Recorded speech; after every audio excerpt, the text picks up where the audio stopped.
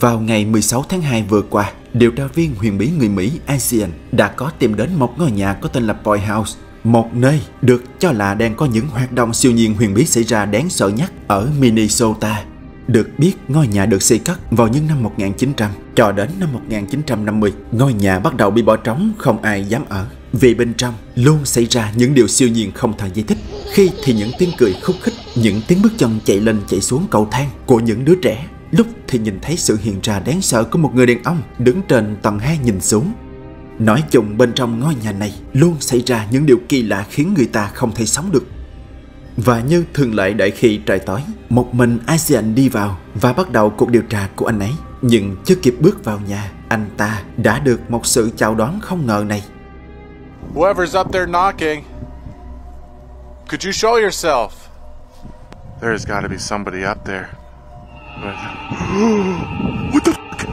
What the fuck? That freaking doll just got dragged away. Holy shit. Ban đầu Asian không biết ai đã đặt một con búp bê đứng bên trong cửa sổ nhìn ra đáng sợ như thế. Nhưng một lúc sau, con búp bê đó dường như đã bị kéo vào, hoặc nó đã tự di chuyển ra khỏi cửa như vậy.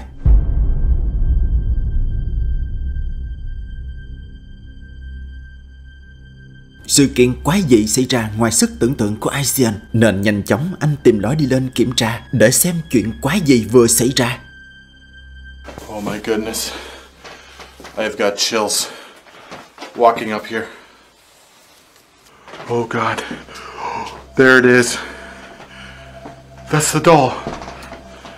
That's the freaking doll that just fell over.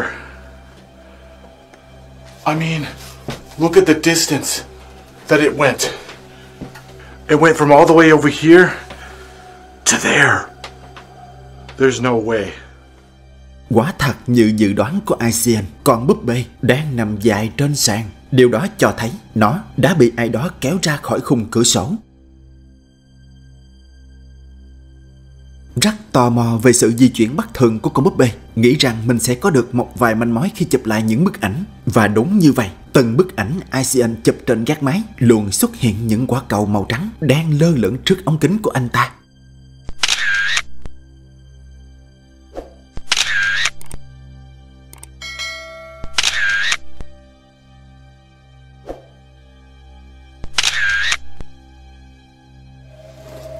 Wow. Một lúc sau, anh ấy rời căn gác máy để di chuyển xuống một nơi được cho là xảy ra nhiều hiện tượng lạ hơn. Sau một hồi đặt ra những câu hỏi, anh ta nghe thấy những tiếng bước chân đi bên ngoài hành lang. Và khi anh lần theo những tiếng bước chân đó, Asian đã sốc khi nhìn thấy điều này. Is that you walking around? Oh, what was that? Something just appeared down the stairs. It was like a manifestation at the bottom of the steps. Một thứ gì đó vừa xuất hiện và biến mất ngay ở phía dưới cầu thang.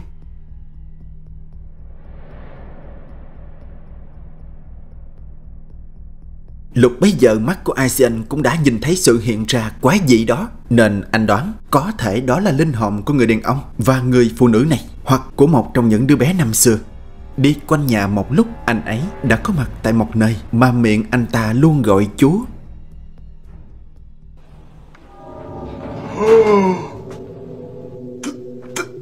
That drawer! This thing just freaking opened! And look, there's no one in here. Oh, holy shit! Oh my God! That drawer, it just opened all by itself. I cannot believe that. There's activity in the parlor, in here. There's activity in the kitchen. There's activity everywhere. This whole entire house is haunted. Oh gosh. Đúng như những gì anh ta nói, từ nhà bếp, phòng khách và cả căn gác mái đều đã bị những thứ đèn tối đeo bám, bằng chứng là những lần hiện ra và quấy phá này.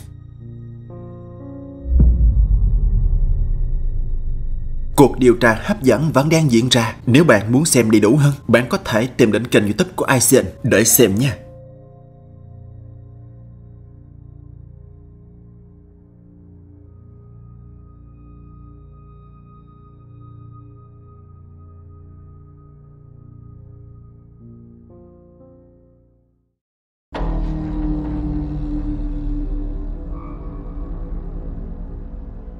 Jacob, người vừa chia sẻ những cảnh quay đáng lo ngại lên trang cá nhân, anh cho biết mọi sự việc kỳ lạ xảy ra với mình là khi anh dọn vào ngôi nhà mới. Và theo như những gì anh ta tìm hiểu thì ngôi nhà này được xây dựng vào năm 1920 và trong khoảng thời gian 6 năm, một băng đảng đã bị hạ ngay bên trong ngôi nhà này.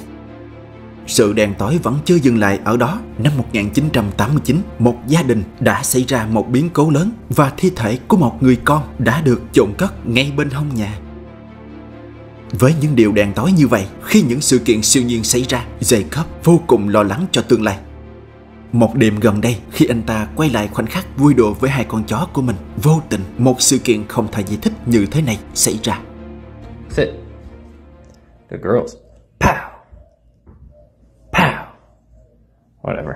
Let me get you a treat. Alright, wait. There it is.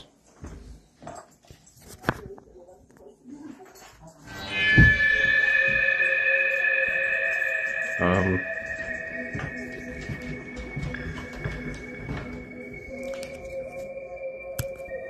you go.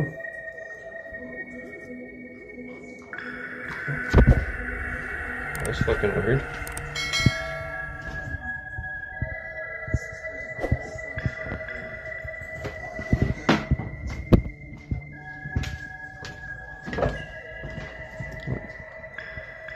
Okay. Một cái ngăn tủ đã tự nó mở ra ngay trước mắt Jacob, như thể nó muốn cho anh ta chứng kiến tận mắt sự di chuyển quái dị đó.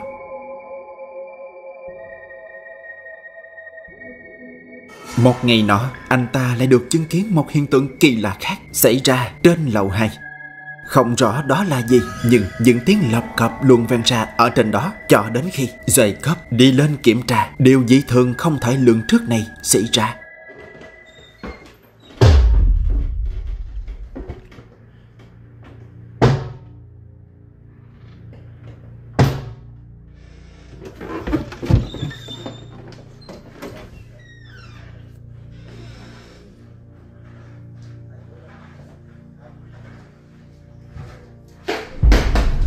Bây giờ thì mọi chuyện trở nên đáng sợ hơn khi những điều quái dị này có thể xảy ra giữa ban ngày. Cánh cửa dẫn lên lầu 2 đang tự nó mở ra, đóng lại rất ma quái.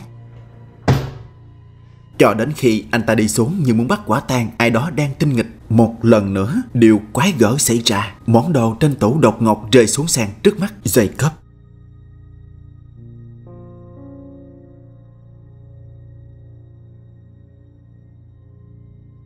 Một ngày khác, khi anh ta đang chăm chú làm việc, bất ngờ anh ấy bị phân tâm bởi những âm thanh đáng lo ngại này.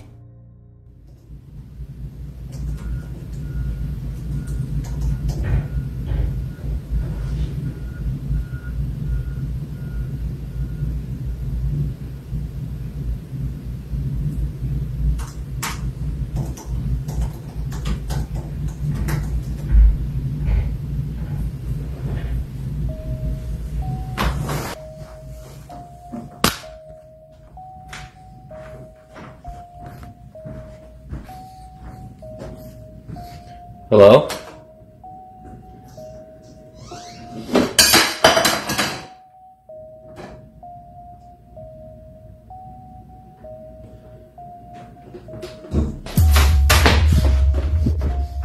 Những tiếng bước chân của ai đó đang bước trong nhà nghe rất rõ.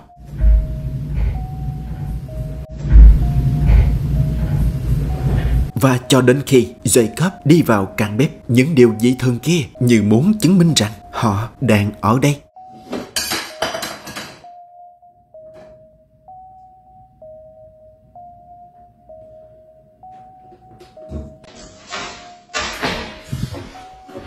Sau những sự kiện bất thường ấy, Jacob đoán rằng có liên quan đến phần mộ năm xưa đang nằm bên hông nhà mình. Bởi nếu không giải thích như thế, anh cũng không biết nên giải thích như thế nào về những sự kiện huyền bí này.